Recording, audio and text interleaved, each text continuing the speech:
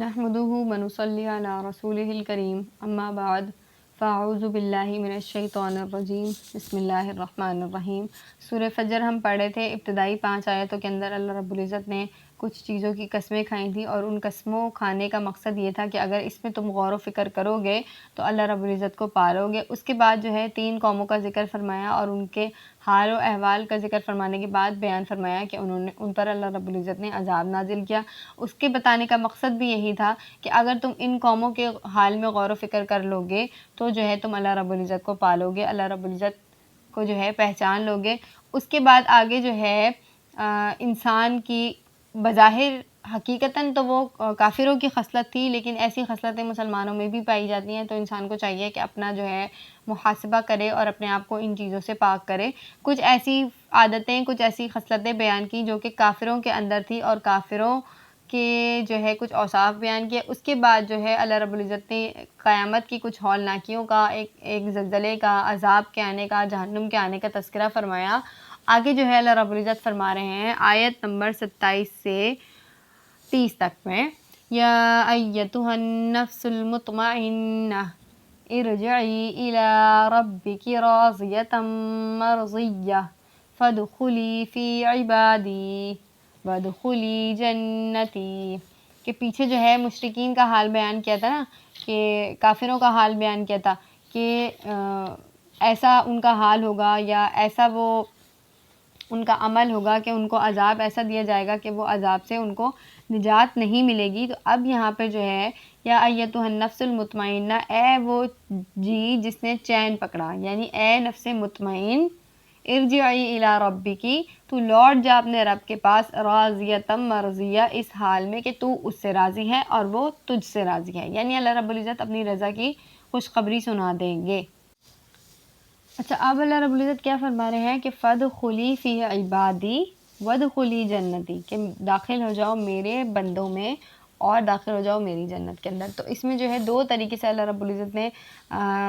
اکرام کیا ہے، یا 2 طریقے سے اللہ رب العزت نے خطاب کیا ہے کہ ایک تو تم کہ میرے خالص اور خاص اور مخلص بندوں میں سے، صالح بندوں میں شامل ہو، اور دوسرے یہ ہے کہ تم ان نیک بندوں میں شامل ہونے کی وجہ سے جنت کے اندر داخل ہو، یعنی کہ صحبت صالحین وہ ایک بہت بڑی جو ہے ایک طرح سے نعمت ہے، کہ اگر انسان ان میں بیٹھ جائے یا اللہ تعالیٰ کے نیک بندوں میں شامل ہو جائے تو اس جھنڈ کے ساتھ ہی وہ جنت میں چلا جائے گا۔ اکیلا کیونکہ دیکھیں، اگر آپ لوگوں کے ساتھ بیٹھتے ہیں، جیسے اب میں آپ کو ایک مثال دیتی ہوں ایک خاندان کے حساب سے، کہ ایک خاندان کے اگر بندہ رہ رہا ہوتا ہے تو جو اس کے بڑے لوگ ہوتے ہیں، بچہ کوئی غلطی کرتا ہے تو یا تو اس کے ابا روک دیتے ہیں، اگر ابا کی نظروں میں نہیں آتا تو اماں روک دیتی ہیں، اماں کی نظروں میں نہیں آتا تو چاچا چاچی میں سے کوئی روک دیتے ہیں، تایا تائی میں سے کوئی روک دیتے ہیں، دادا دادی میں سے کوئی اس کی اصلاح کر دیتے ہیں۔ تو ایک بچہ جو خاندان میں رہ رہا ہوتا ہے تو اس کی پرورش اور اس کی اصلاح صرف ایک ماں باپ کے اوپر نہیں ہوتی، یا ایک ماں باپ اس کی اصلاح نہیں کر رہے ہوتے، بلکہ خاندان کا ہر فرد اس کی اصلاح کر رہا ہوتا ہے، اس کو سمجھا رہا ہوتا ہے، اسے محبت کر رہا ہوتا ہے، اسے پیار کر رہا ہوتا ہے، اسے اپنی طرف بلا رہا ہوتا ہے۔ تو یہی حساب جو ہے صحبت صالحین کا ہے، کہ اگر بندہ تنہا چلے گا طریقے پر کہ بھئی یہ راستہ ہے سیدھا، مجھے اس پہ جانا ہے، تو اس میں اگر اس کو کہیں چوٹ لگ جاتی ہے، کہیں اس کا دل دکھ جاتا ہے، کہیں اس کو تکلیف ہو جاتی ہے، تو اس کے ساتھ دینے والا تو کوئی نہیں ہے، اس کو سمجھانے والا، اس کو چیئر اپ کرنے والا تو کوئی نہیں ہے۔ لیکن اگر وہ کسی نیک بندوں کے جھنڈ میں جا رہا ہے، نیک بندوں کے جھنڈ کے ساتھ جا رہا ہے، تو لوگ اس کی غلطی پہ اسے اصلاح بھی کریں گے، اس کی کمزوری پہ اس کو تقویت بھی دیں گے، اس کو سراہیں گے بھی اس کے اچھے اعمال پر، اور اس کی حوصلہ افزائی بھی کریں گے، اور جہاں وہ پست ہو رہا ہوگا وہاں اس کو دوبارہ سے اٹھا بھی لیں گے۔ تو یہی مثال ہے ایک بندے کی، کہ اگر وہ اللہ کے نیک بندوں میں، صالحین لوگوں میں شامل ہو جاتا ہے تو اس کی دنیا بھی بن جاتی ہے، اور دنیا بن جانے کی وجہ سے اس کی آخرت بھی بن جاتی ہے۔ دیکھیں، حضرت سلیمان علیہ السلام جو ہے اپنی دعا میں یہ دعا کرتے تھے کہ وَأَدْخِلْنِي بِرَحْمَتِكَ فِي عِبَادِكَ الصَّالِحِينَ، کہ اے اللہ رب العزت مجھے داخل کر اپنی رحمت سے اپنے نیک بندوں میں، کیونکہ انہیں پتا تھا کہ اگر نیک بندوں میں شامل ہو جاؤں گا تو اللہ کی جنت میں بھی چلا جاؤں گا۔ اسی طریقے سے حضرت یوسف علیہ السلام کی دعا ہے وَأَلْحِقْنِي بِالصَّالِحِينَ، کہ مجھے نیک لوگوں میں شامل فرمائے، یعنی نیک لوگوں کی صحبت، صالحین کی صحبت ایسی ہے کہ وہ دنیا میں بھی بہتری کا سبب ہے، اور آخرت میں بھی بہتری کا سبب ہے، اور انبیاء علیہ السلام نے خود بھی نیک لوگوں کی صحبت کی دعائیں مانگی ہیں۔ آگے اللہ تعالیٰ فرما رہا ہے وَدُخُلِي جنتی، کہ داخل ہو جاؤ میری جنت کے اندر۔ تو ظاہر ہے اس سے بڑا اکرام، اس سے بڑا اعزاز کیا ہوگا کہ اللہ تعالیٰ خود کہہ رہا ہے کہ اے میرے بندے تو میری جنت میں چلا جا، ساری چیزیں میری ہیں لیکن یہ میں تجھے دیتا ہوں، تو اسے استعمال کر، تو اس میں رہ، تو اس میں خوش رہ۔ تو اللہ رب العزت ہمیں جنت میں داخل ہونے والا بنائے۔